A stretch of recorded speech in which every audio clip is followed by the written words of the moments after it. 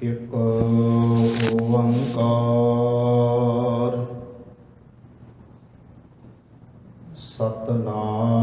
ਸਤਨਾਮ ਕਰਤਾ ਪੁਰਖ ਨਿਰਭਉ ਨਿਰਵੈਰ ਅਕਾਲ ਮੂਰਤ ਅਜੂਨੀ ਸੈਭੰ ਗੁਰ ਪ੍ਰਸਾਦ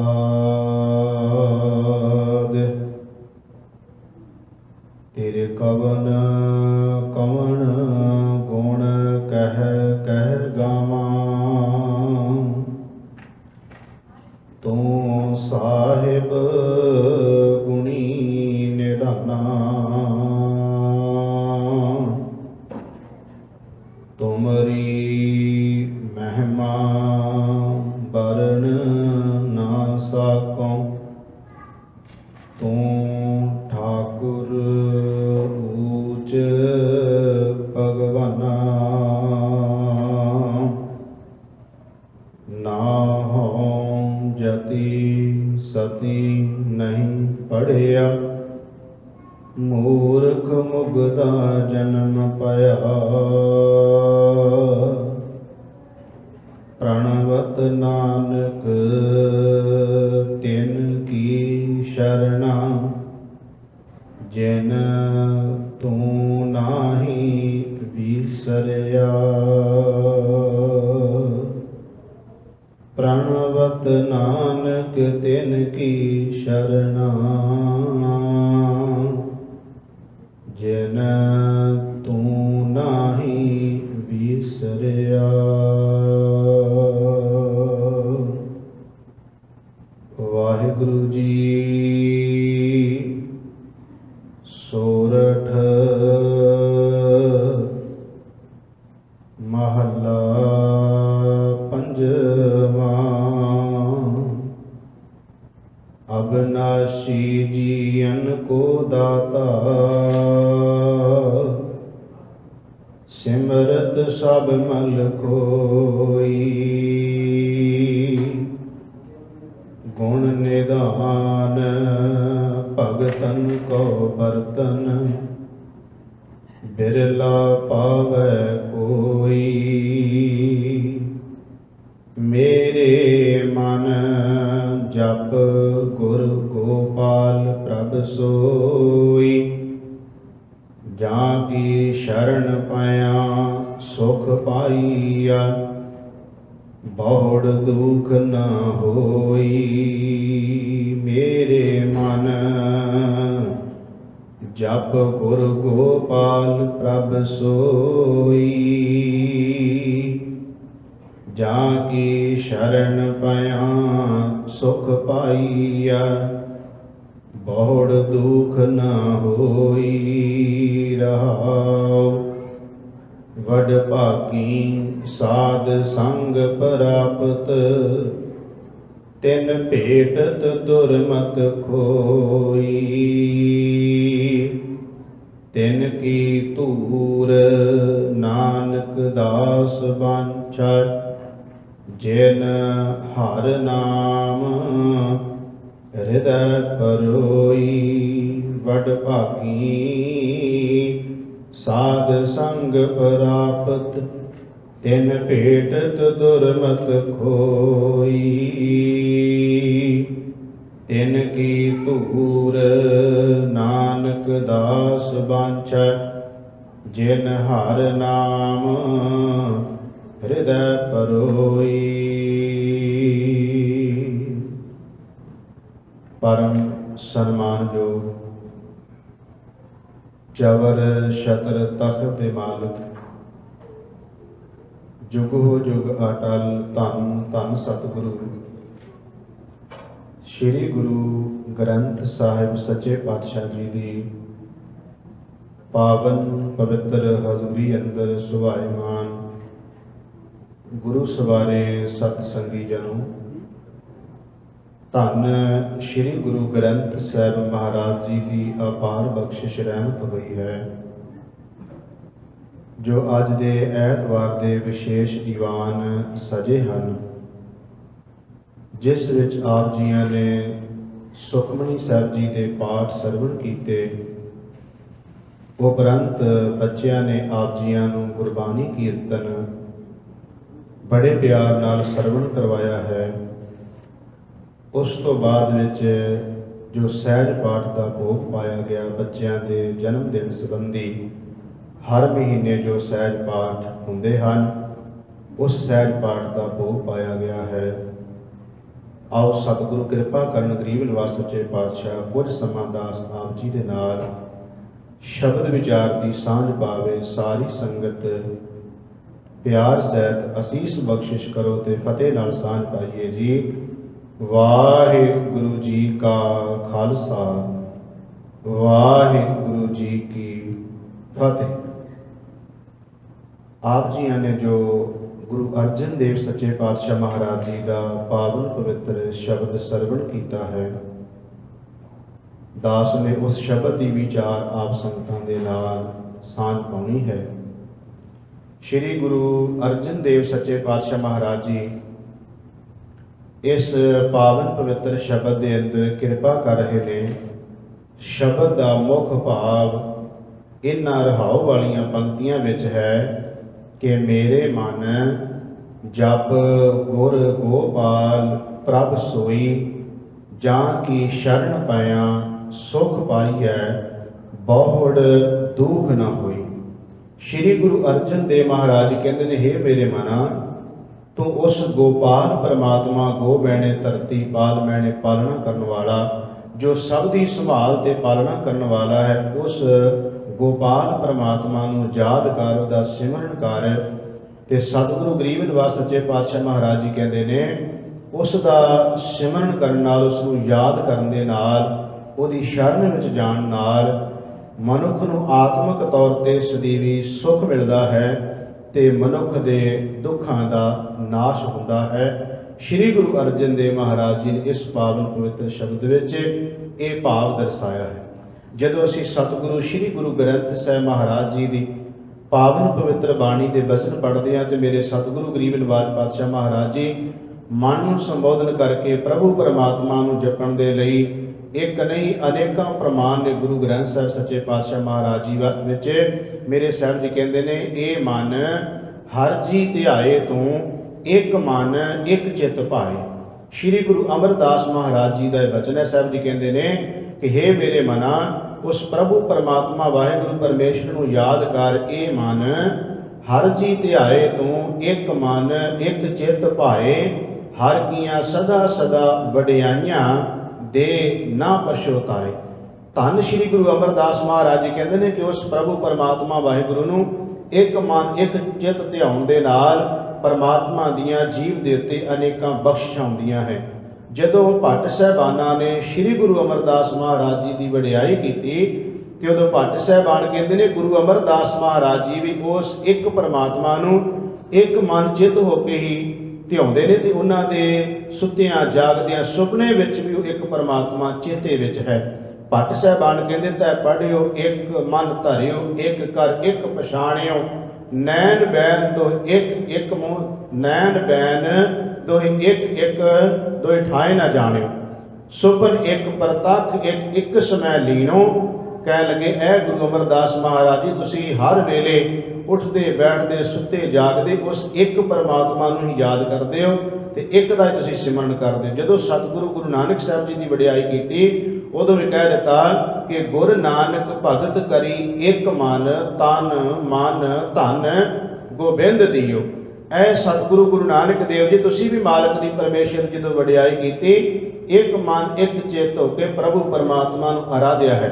ਸ਼੍ਰੀ ਗੁਰੂ ਅਰਜਨ ਦੇਵ ਮਹਾਰਾਜ ਜੀ ਕਹਿੰਦੇ, ਉਸ ਗੋਪਾਲ ਪਰਮਾਤਮਾ ਪਰਮੇਸ਼ਰ ਨੂੰ ਯਾਦ ਕਰਨਾ ਹੈ, ਉਹਦਾ ਸਿਮਰਨ ਕਰਨਾ ਹੈ। ਤੇ ਜਦੋਂ ਅਸੀਂ ਸੁਖਮਨੀ ਸਾਹਿਬ ਜੀ ਦੀ ਬਾਣੀ ਪੜ੍ਹਦੇ ਤੇ ਸ਼ੁਰੂਆਤ ਹੀ ਸ਼੍ਰੀ ਗੁਰੂ ਅਰਜਨ ਦੇਵ ਮਹਾਰਾਜ ਜੀ ਇਹਨਾਂ ਸ਼ਬਦਾਂ ਤੋਂ ਕਰਦੇ ਨੇ ਕਿ ਸਿਮਰਉ ਸਿਮਰ ਸਿਮਰ ਸੁਖ ਪਾਵਉ, ਕਲ ਕਲੇਸ਼ ਤਨ ਮਾਹੇ ਮਿਟਾਵਉ। ਸਿਮਰਉ ਜਾਸ ਬਿਸੰਬਰ ਏਕੈ, ਨਾਮ ਜਪਤ ਅਗਣਤ ਅਨੇਕੈ, वेद प्राण सिमरत सुधाकर कीने राम नाम एक आखिर किनका एक जिस जी बसावै ताकि महिमा गनी न आवै, ताकि एकै दर्श तुहारो नानक उन संग मोहे उधारो। श्री गुरु अर्जन देव महाराज जी कहते हैं भाई उस प्रभु परमात्मा परमेश्वर एक जिहड़ा है उन्होंने याद करना, उसका सिमरन करना है। असल विच मनुख जदों एक तो टुट जाता है, एक तो भाव जदों मूल तो टुट जाता है, तो मूल तो टुटिया होया मनुख अपनी जिंदगी के अंदर कदे भी तरक्की नहीं करता। बड़ी प्यारी जी एक उदाहरण है, ਗਿਆਨੀ ਭਾਈ ਜਿਹੜੇ ਰਾਮ ਤੀਰਥ ਦੰਡੀ ਸੰਨਿਆਸੀ ਹੋਏ ਨੇ स्वामी, ਜਿਨ੍ਹਾਂ ਨੇ ਗੁਰੂ ਗ੍ਰੰਥ ਸਾਹਿਬ ਜੀ ਦੀ ਵਡਿਆਈ ਵਿੱਚ, ਖਾਲਸੇ ਦੀ ਵਡਿਆਈ ਵਿੱਚ ਬਹੁਤ ਕੁਝ ਲਿਖਿਆ ਹੈ। ਉਹ ਰਾਮ ਤੀਰਥ ਜੀ ਜਿਹੜੇ ਦੰਡੀ ਸੰਨਿਆਸੀ ਸਨ, ਕਹਿੰਦੇ ਇੱਕ ਵਾਰ ਜਾਪਾਨ 'ਚ ਗਏ ਤੇ ਕਿਸੇ ਨੇ ਆਪਣੇ ਮਹੱਲਾ ਵਿੱਚ ਉਹਨਾਂ ਨੂੰ ਕੋਈ ਲੈ ਕੇ ਗਿਆ ਗਿਆਨੀ ਰਾਮ ਤੀਰਥ ਜੀ ਨੂੰ। ਜਦੋਂ ਇੱਕ ਘਰ ਦੇ ਵਿੱਚ ਗਏ, ਮਹੱਲ ਵਿੱਚ ਗਏ, ਤੇ ਕੀ ਦੇਖਦੇ ਨੇ, ਗਮਲਿਆਂ ਦੇ ਵਿੱਚ ਕੁਝ ਬੂਟੇ ਲੱਗੇ ਸਨ। ਉਹਨਾਂ ਬੂਟਿਆਂ ਨੂੰ ਵੇਖ ਕੇ ਤੇ ਰਾਮ ਤੀਰਥ ਜੀ ਨੇ ਪੁੱਛ ਲਿਆ ਉਸ ਘਰ ਦੇ ਮਾਲਕ ਨੂੰ ਕਿ ਇਹ ਜਿਹੜੇ ਬੂਟੇ ਤੁਸੀਂ ਲਾਏ ਨੇ, ਇਸ ਗਮਲੇ ਵਿੱਚ ਲਾਏ ਨੇ, ਇਹ ਇੰਨੇ ਕੀ ਰਹਿੰਦੇ ਕਿ ਜਾਂ ਇਹਨਾਂ ਦੀ ਕੋਈ ਹੋਰ ਵੀ ਕਿਸਮ ਹੈ ਵੀ ਇਹ ਵੱਧਦੇ ਵੀ ਹੈ?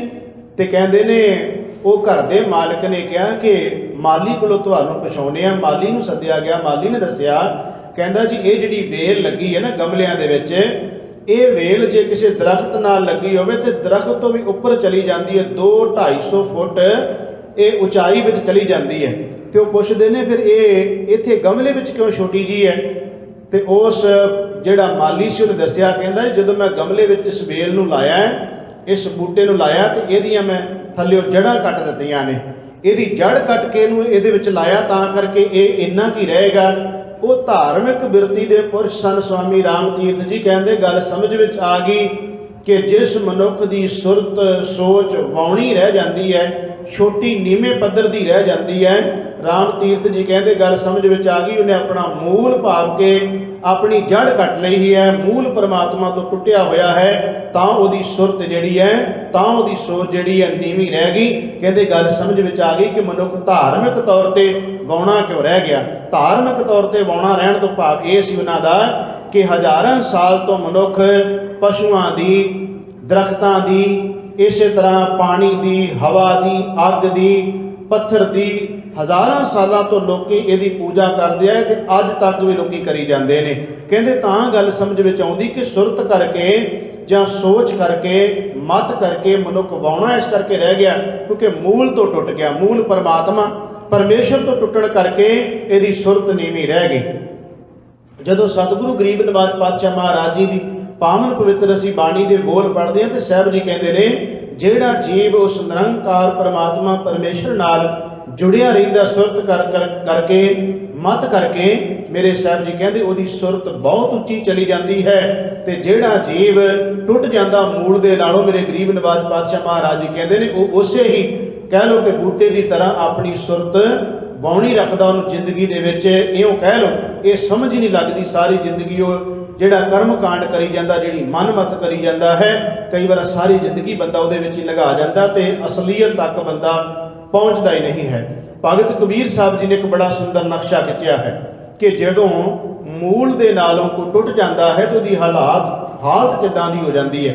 ਭਗਤ ਕਬੀਰ ਸਾਹਿਬ ਜੀ ਨੇ ਇੱਕ ਸੁੰਦਰ ਨਕਸ਼ਾ ਖਿੱਚਿਆ ਹੈ। ਕਹਿੰਦੇ ਇੱਕ ਅੰਬਾਂ ਦੇ ਬਾਗ ਦਾ ਦਰਖਤ ਜਿਹੜਾ ਸੀ ਬਾਗ ਵੇਖਿਆ ਭਗਤ ਕਬੀਰ ਸਾਹਿਬ ਜੀ ਨੇ, ਤੇ ਕਹਿਣ ਲੱਗੇ ਮੈਂ ਜਦੋਂ ਅੰਬਾਂ ਦੇ ਬਾਗ ਦੇ ਕੋਲ ਦੀ ਲੰਘਿਆ, ਅੰਬ ਜਿਹੜੇ ਸਨ ਪੱਕੇ ਸੀ, ਰਸਾਂ ਉਹਨਾਂ ਦੇ ਵਿੱਚ ਭਰਪੂਰ ਸੀ, ਤੇ ਜਿਹੜਾ ਉੱਥੋਂ ਦਾ ਮਾਲਕ ਸੀ ਭਗਤ ਕਬੀਰ ਸਾਹਿਬ ਜੀ ਕਹਿੰਦੇ ਨੇ ਉਹ ਉਹਨਾਂ ਅੰਬਾਂ ਨੂੰ ਤੋੜ ਕੇ ਤੇ ਟੋਕਰੀ ਵਿੱਚ ਸਜਾਉਂਦਾ ਪਿਆ ਸੀ।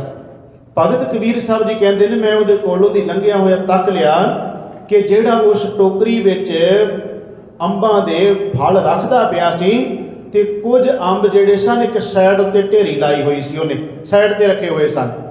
ਭਗਤ ਕਬੀਰ ਸਾਹਿਬ ਜੀ ਕਹਿੰਦੇ ਨੇ ਮੈਂ ਸਵਾਲ ਕਰ ਦਿੱਤਾ ਉਸ ਨੂੰ, ਮਾਲਕ ਨੂੰ ਸਵਾਲ ਕਰ ਦਿੱਤਾ ਕਿ ਇੱਕ ਗੱਲ ਦੀ ਮੈਨੂੰ ਸਮਝ ਨਹੀਂ ਲੱਗੀ, ਇਸ ਬਾਗ ਦੇ ਵਿੱਚ ਜਿਹੜੇ ਬੂਟੇ ਨੇ ਇਹਨਾਂ ਨੂੰ ਜਿਹੜੇ ਫਲ ਲੱਗੇ ਨੇ ਅੰਬਾਂ ਦੇ, ਜਦੋਂ ਇਹਨਾਂ ਬੂਟਿਆਂ ਨੂੰ ਸਜਾਇਆ, ਜਿਹੜਾ ਫਲਾਂ ਨੂੰ ਸਜਾਇਆ ਜਾ ਰਿਹਾ ਟੋਕਰੀ ਵਿੱਚ, ਤੇ ਕੀ ਕਾਰਨ ਹੈ ਕਿ ਟੋਕਰੀ ਵਿੱਚ ਕੁਝ ਫਲ ਤਾਂ ਸਜਾਏ ਜਾ ਰਹੇ ਨੇ, ਕੁਝ ਜਿਹੜੇ ਨੇ ਪਾਸੇ ਰੱਖੇ ਜਾ ਰਹੇ ਨੇ, ਤੇ ਕਾਰਨ ਕੀ ਹੈ? ਤੇ ਭਗਤ ਕਬੀਰ ਸਾਹਿਬ ਜੀ ਕਹਿੰਦੇ ਨੇ ਉਸ ਬੰਦੇ ਨੇ ਜਿਹੜੀ ਗੱਲ ਸੁਣਾਈ, ਜਿਹੜੀ ਦੱਸੀ ਉਸਨੇ, ਭਗਤ ਕਬੀਰ ਸਾਹਿਬ ਜੀ ਕਹਿੰਦੇ ਉਹ ਕਹਿਣ ਲੱਗਾ ਕਿ ਮੈਨੂੰ ਇਹਨਾਂ ਜਿਹੜੇ फल मैं पासे भी रखदा पिया हाँ, इन्हां नाल मैं कोई वितकरा नहीं करदा पिया। कहंदे जदों इस बूटे नूं मैं पानी दिता जां इस बूटे नूं मैं दवाई दित्ती, कोई खाद वगैरह पाई, उदों मेरे मन विच किसी प्रकार का कोई वैर भावना द्वेष नहीं सी। मैं तो सारियां बूटियां नूं इक्को जिहा पालिया है, इक्को जिहा पाल के इन्हां सारियां बूटियां दी मैं संभाल भी जिहड़ी कर लग्गिया वो भी एक तरह ही कीती है। पर कबीर साहब जी कहते ने, वो कहता जेडे मैं फल टोकरी विच सजांदा पिया वो टोकरी वाले फल जेडे ने सारे दे सारे बिल्कुल सही सलामत ने, ते जेडे पासे करके रखे हुए ने इन्हां विच वो ने जेडे दागी हन, जेडे विक नहीं सकते मंडी विच बाजार विच, इन्हां नूं कोई खरीद नहीं सकता। ते भगत कबीर साहब जी कहते मैं पुछया भी कारण भी ये भी तो उन्होंने बूटियां नूं लगे सन, इन्होंने पासे क्यों रखिया? कहते दागी हो गए। पर दागी होने में इन्हां दा की कसूर है? कहते हाँ इन्हां दा दोष है, इन्हां दा कसूर है। वो किहड़ा? कहते जदों फल पकण ते आ जाता है अंबां दा, उस समय ते मीह झक्खड़ हनेरी भी आउंदी है। जदों मीह झक्खड़ हनेरी आउंदी है उस वेले की हुंदा कि जेड़े फल टाणी दे नाल अपनी पकड़ बना के रखते ने वो आई हुई हर हनेरी नूं, हर तूफान नूं अपने उत्तों दी झल जाते ने। पर जेड़े इस आई ते हनेरी तूफान नूं अपने ते नहीं झलते, जाके टाणी दे नाल वध जाते ने, दरख्त नाल जाके वध जाते ने। जेड़ा पासा जाके टाणी दे नाल वध जांदा वो पासा दागी हो जाता है, वो पासा दागी हो गया। कहन लगे इन्हां ने आई हुई हनेरी ते तूफान नूं अपने ते झल ना सके, क्योंकि पकड़ नहीं सी इन्नी बनी हुई। ते कहन लगे इस करके दागी हो गए। मैं तां इन्हां नूं टोकरी विच नहीं रखदा पिया, क्योंकि जदों गाहक आएगा वो इन्हां फलां नूं वेखेगा ते जेड़ा विचों अंब दागी होया पासे करके रख देवेगा। वो कहेगा शायद सारे ने इस तरह दे होण ते गाहक मुड़ जाएगा, तां मैं वेख वेख के रखदा हाँ जेड़े फल बिल्कुल सही ने वो टोकरी सजा रहे हैं, दूजे साइड ते करके रखी जाना। भगत कबीर साहब जी कहते ने एकदम उस वेले प्रभु ने कृपा की, ते जो परमात्मा की कृपा दे नाल फिर बाणी भगत कबीर साहब इस संबंध विच आई कि जिहड़ा प्रमाण कबीर साहब ने लिया बकायदा अपने श्लोकां विच दर्ज किया है।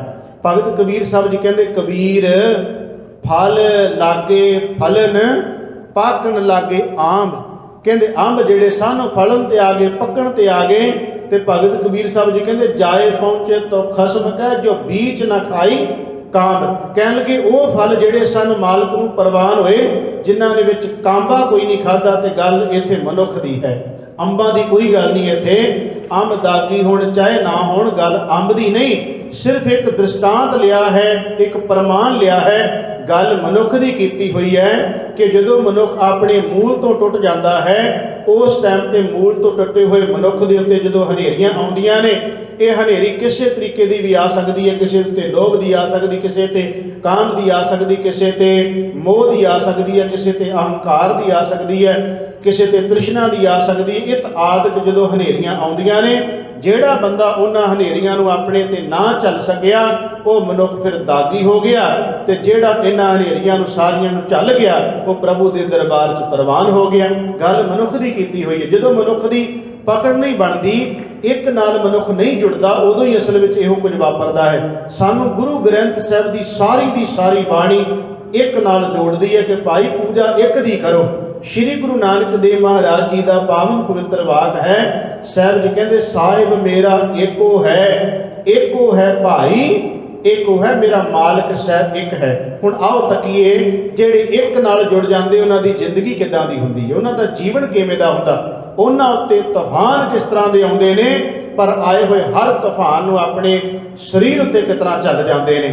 जदों असीं 18वीं सदी का टाइम वेने एक 100 साल का पूरा समा तकते हैं तो उदों ये गल साडे सामने समझ आ जाती है कि वो जिहड़े सिख सन 18वीं सदी वेले जिन्हां ने शहादतां दित्तियां, जिन्हां दे बंद बंद कटे गए, जिन्हां दे खोपर लै गए, जिन्हां दे अपने बच्चों के टुकड़े करवा ले, वो सारे दे सारे आए हुए हर दुख मुसीबत नूं अपने उत्ते झल के भी परमात्मा वाहिगुरु परमेश्वर का शुक्र करते रहे। किहड़ी उन्हां कोले ताकत सी, किहड़ा उन्हां कोले बल सी, की सी उन्हां कोले? सिर्फ एक परमात्मा की ओट, एक परमात्मा की टेक सी उन्हां दे उत्ते, जिहदा करके उन्होंने अपनी आत्मा नूं इन्ना बलवान कर लिया सी कि गुरमुखो हर आए हुए तशद्दुद नूं वो खिड़े मथे ते प्रवान कर गए।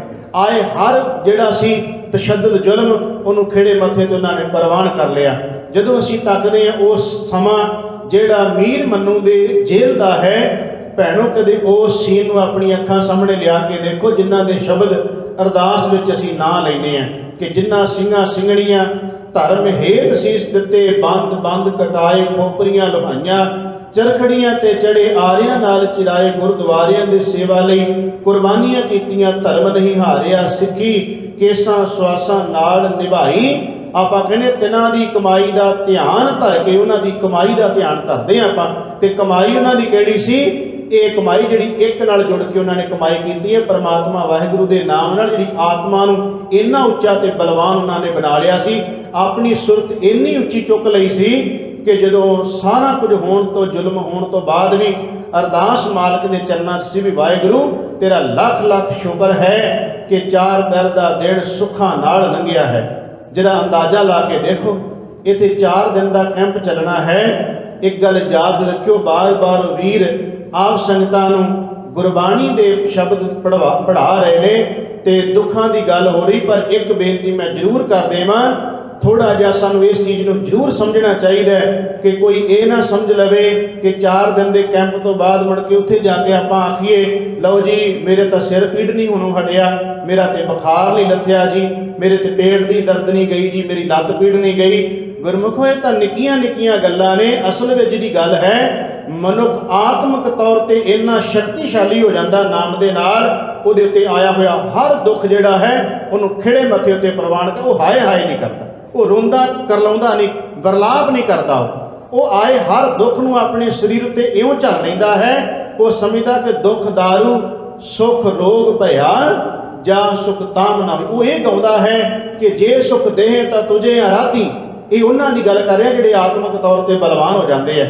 जे सुख देह तां तुझे आराधी, दुख भी तुझे ध्याई, जे भुख देह तां इत ही राजा, दुख विच सुख मनाई। उन्हां दी आत्मा इन्नी बलवान हो जाती है। जिहड़ी बेनती कर लगे हैं, मीर मन्नू दा समा है ते उन्हें जदों जुल्म तशद्दद ढाए, इन्ने जुल्म ढा दिते। उन्हें कहा जिहड़ा भी कोई तुहानूं सिख नज़र आउंदा है, सिखां दे परिवार उन्हां विच बीबियां बच्चे सारियां नूं लियाओ ते जेलां विच बंद कर दिओ, मैं सिखां दा पूरा खोज मटाउणा है। ये उदों तो लैके अज तक ही वैसे सोच दुश्मनां दी रही है, पर जिन्ना वो साडे ते जुल्म करदे असीं उन्ना ही बलवान हुंदे हैं। गेंद जिन्नी जोर दी जमीन ते मारी जाती है उन्नी आसमान वाले जाती है।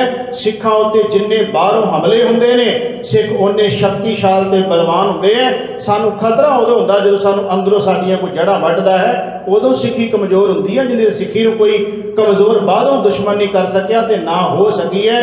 अज भी बड़े जुल्म सिखां उत्ते अज भी हुंदे हैं, अज भी तशद्दद हो रहे हैं, पर उन्हां दा ढंग तरीका किसी होर दे रूप दे विच बदलिया गया। जी बेनती कर लगे हैं, गुरमुखो मीर मन्नू ने कहा, कह लगा इन्हां बीबियां नूं पकड़ के जेल विच डक दिओ।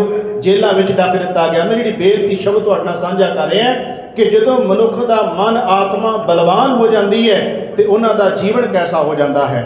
उन्होंने जदों जेल के अंदर डक दिता गया तो मीर मन्नू ने हुक्म कर दिता कि इन्हां उत्ते इन्ना जुल्म करो, इन्ना तशद्दद करो इन्हां उत्ते कि दोबारा कोई सिख बनता हिया ना करे, कोई हिम्मत ही ना करे, कोई कह ना सके मैं गुरु नानक दा ते गुरु गोबिंद सिंह दा सिख बनना है। सिखां दा पूरा खोज मिटा देना, कोई सिखां दा नां नहीं लेगा कि मैं सिखी धारण करनी। इन्ना जुल्म करो, इन्ना तशद्दद करो। अत कर दी सचमुच इस मीर मन्नू ने इन्ना जुल्म। कह लगा सारा दिन उन्हां बीबियां नूं, उन्हां दे कोले छोटे छोटे बच्चे हैं तो उन्होंने कहा सारा दिन चक्की चलाउणी है, आटा पीना, सारा दिन चक्की चलाउणी। जदों बच्चे छोटे छोटे जिहड़े सन, कोई साल का, कोई 2 साल का, कोई 6 महीनों का, जदों माँ के कोल आउंदा है तो माँ माँ करके दुध मंगदा है, जालम आउंदे आ ते बच्चे नूं फड़ के पासे कर दिंदे आ माँ के कोल। माँ दी अखां दे सामने बच्चा माँ माँ करदा है, हाय हाय करदा, दुध मंगदा है, पर माँ की हिम्मत नहीं है कि बच्चे नूं दुध दे सके। जरा अंदाजा ला के देखो, आपां भी परिवारां वाले हैं, किहड़ी माँ है जिहदा 1 ते 6 साल का जां 6 महीनों का जां साल जां 2 साल का बच्चा उहदे कोल बरलाप करता होवे, उहनूं माँ माँ कह के दुध मंगदा होवे ते माँ दे उस वेले की बीतदी है, जरा अंदाजा ला के देखो। कहन लगी उस वेले वो कर कुछ नहीं सी सकदियां, पर उन्हां कोल एक शक्ति, ਉਹਨਾਂ ਕੋਲ ਇੱਕ ਤਾਕਤ ਸੀ, ਜਿਹੜੀ ਇਹ ਤਾਕਤ ਆਪਾਂ 4 ਦਿਨ ਤੁਸੀਂ ਸੁਣਨੀ ਇਹਨਾਂ ਗੁਰਮੁਖਾਂ ਪਿਆਰਿਆਂ ਦੇ ਕੋਲੋਂ ਕਿ ਆਤਮਿਕ ਤੌਰ ਤੇ ਏਡੇ ਸ਼ਕਤੀਸ਼ਾਲੀ ਬਲਵਾਨ ਹੋ ਜਾਣਾ ਹੈ। ਗੁਰਬਾਣੀ ਦੇ ਰਾਹੀਂ ਆਏ ਹੋਏ ਹਰ ਦੁੱਖ ਨੂੰ ਆਪਾਂ ਇਉਂ ਸਮਝ ਲੈਣਾ ਕਿ ਇਹ ਤਾਂ ਜਿਵੇਂ ਦੁੱਖ ਸੁੱਖ ਦੋਨੋਂ ਕੱਪੜੇ ਪਹਿਰੇ ਜਾਏ ਮਨੁੱਖ, ਇਹ ਤਾਂ ਇੱਕ ਤਨ ਦਾ ਕੱਪੜਾ ਜਿਹੜਾ ਇੱਕ ਆਇਆ ਤੇ ਦੂਜਾ ਉਤਰ ਗਿਆ, ਇਸ ਤਰ੍ਹਾਂ ਸਿੱਖ ਨੇ ਮਹਿਸੂਸ ਕਰਨਾ। ਬੇਨਤੀ ਕਰ ਲੱਗਿਆ ਜਿਹੜੀ ਕਹਿਣ ਲੱਗੇ ਸਾਰਾ ਦਿਨ ਜ਼ੁਲਮ ਹੁੰਦਾ ਹੈ, ਮਾਵਾਂ ਸਾਰਾ ਦਿਨ ਚੱਕੀ ਪੀਂਦੀਆਂ ਨੇ, ਪਰ ਮੀਰ ਮਨੂ ਨੇ ਕਿਹਾ ਅਜੇ ਵੀ ਕੋਈ ਡੋਲਿਆ ਨਹੀਂ। ਅਗਲਾ ਦਿਨ ਹੋਇਆ ਤੇ ਕਹਿੰਦੇ ਜ਼ੁਲਮ ਦੀ ਅੱਤ ਕਰ ਦਿਓ। ਕੀ ਅੱਤ ਕਰ ਦਿਓ? ਕਹਿਣ ਲੱਗੇ ਇਹਨਾਂ ਦੇ ਬੱਚਿਆਂ ਦੇ ਅਸਮਾਨ ਦੇ ਵਿੱਚ ਸੁੱਟੋ ਬੱਚੇ ਨੂੰ, ਜਦੋਂ ਅਸਮਾਨ ਵਿੱਚ ਬੱਚਾ ਜਾਵੇ ਥੱਲੇ ਆਉਣ ਤੋਂ ਪਹਿਲਾਂ ਪਹਿਲਾਂ ਨੇਜਾ ਕਰ ਦਿਓ ਜੇ, ਉਹ ਬੱਚਾ ਨੇਜੇ ਵਿੱਚ ਪਰੋਇਆ ਜਾਏਗਾ ਤੇ ਮਾਂ ਦੀਆਂ ਅੱਖਾਂ ਦੇ ਸਾਹਮਣੇ ਕੁਝ ਕਰਨਾ ਹੈ। ਐਸਾ ਹੀ ਹੋਇਆ।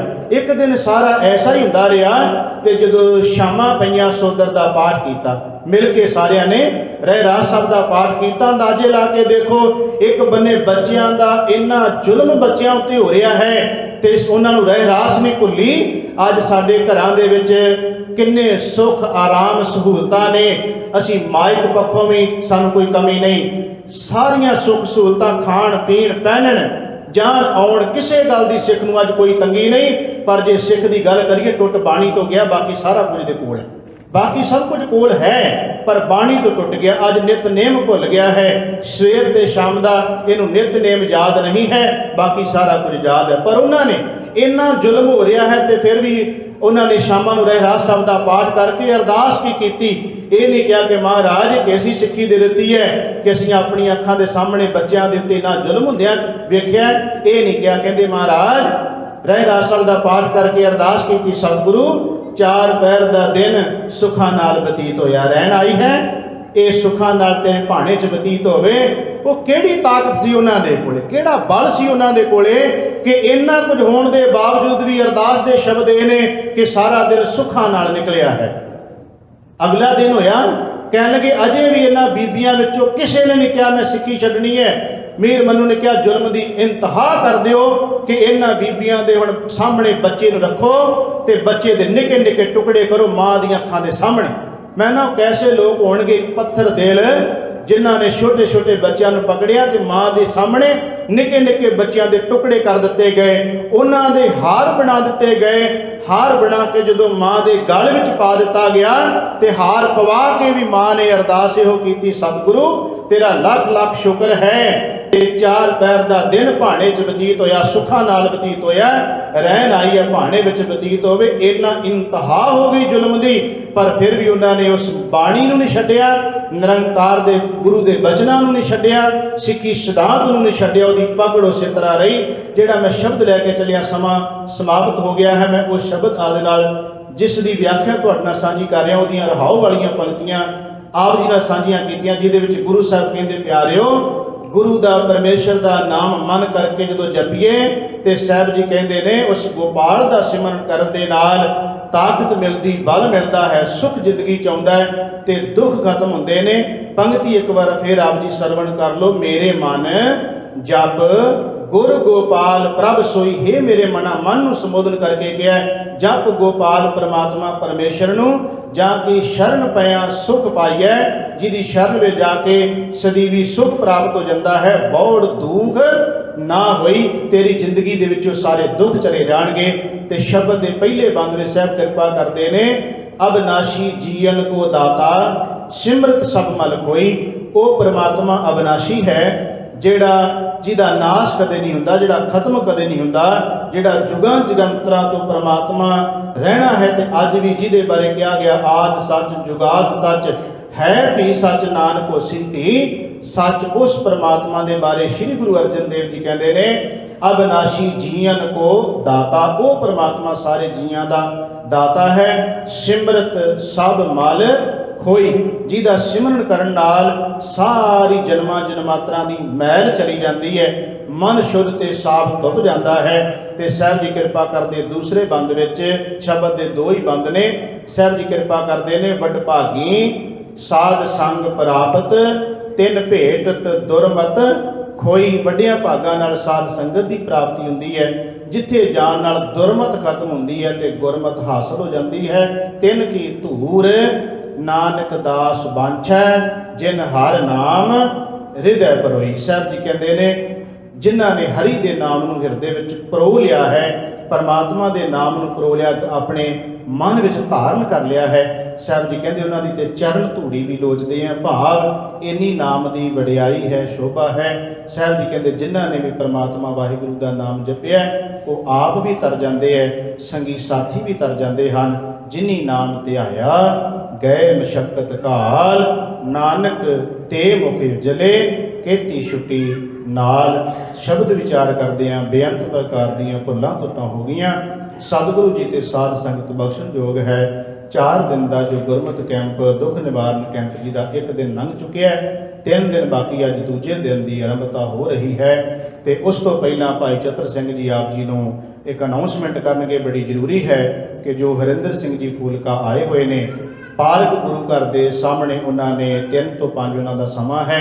ਇੱਥੋਂ 1:30 ਵਜੇ ਬਾਹਰੋਂ ਨਿਸ਼ਾਨ ਸਾਹਿਬ ਦੇ ਕੋਲੋਂ ਬੱਸ ਚੱਲਣੀ ਹੈ ਤੇ ਜਿਨ੍ਹਾਂ ਨੇ ਭਾਈ ਜਾਣਾ ਹੈ ਉਹ ਬੱਸ ਲੈ ਕੇ ਵੀ ਜਾਏਗੀ, ਲੈ ਕੇ ਵੀ ਆਏਗੀ। ਕੋਈ ਹੋਰ ਬੇਨਤੀ ਇਸ ਤੋਂ ਇਲਾਵਾ ਵੀ ਉਹਨਾਂ ਨੇ ਜਿਹੜੀ ਆਪ ਸੰਗਤਾਂ ਨੂੰ ਜਾਣੂ ਕਰਵਾਉਣਾ ਹੈ ਉਹ ਭਾਈ ਚਤਰ ਸਿੰਘ ਜੀ ਆਪ ਜੀ ਨੂੰ ਜਾਣੂ ਕਰਵਾਉਣਗੇ। ਉਸ ਤੋਂ ਬਾਅਦ ਫਿਰ ਆਏ ਹੋਏ ਗੁਰਮੁਖ ਪਿਆਰੇ ਆਪ ਜੀਆਂ ਨੂੰ ਜੋ ਕੈਂਪ ਸੰਬੰਧੀ ਸੰਗਤਾਂ ਦੇ ਨਾਲ ਗੁਰਬਾਣੀ ਵਿਚਾਰ ਸਾਂਝੇ ਕਰਨਗੇ। ਦਾਸ ਨੂੰ ਹੋਈਆਂ ਬੇਅੰਤ ਭੁੱਲਾਂ ਦੀ ਖਿਮਾ ਦਿੰਦੇ ਹੋਏ ਪਿਆਰ ਸਹਿਤ ਫਤਿਹ ਬੁਲਾਓ ਜੀ। ਵਾਹਿਗੁਰੂ ਜੀ ਕਾ ਖਾਲਸਾ, ਵਾਹਿਗੁਰੂ ਜੀ ਕੀ ਫਤਿਹ।